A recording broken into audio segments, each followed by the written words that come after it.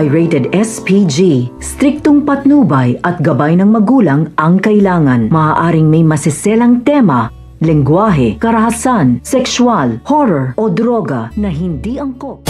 Welcome back mga ka-Episode Plus at narito mga dapat nating abangan dito nga lang sa Abot Kamay na Pangarap kung saan binigyan nga ng regalo nga nito ni Giselle ito nga si Justine ng isang bag. Subalit nang malaman nga nito ni Justine na mula nga ito sa kanyang ina ay kinuha nga niyang gunting at sinira-sira niya nga ito. Nakita nga ito ni Giselle kaya pinigilan niya na nga ito at sana nga raw ay kaayos na nga sila.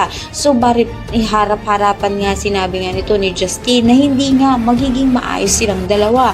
Sa kabilang banda naman nga, nag-aalala naman nga ito nga si Doc Tanyag dito nga kay Lynette dahil ngayon nga nagkakatroma nga ito nga si Lynette ay dapat hindi nga niya ito pinapabayaan kundi inaalagaan niya nga ito. Sa bahay nga nito nila Lynette, sinabi nga nito ni Doc Benitez na kung bakit nakikita na naman nga raw sila nito ni Doc Tanyag at galit na naman nga siya umiinom nga ito ng alak nang bigla na nga lang niya itapon ng isang baso na tumalsik nga ang bubog dito nga kay Lynette.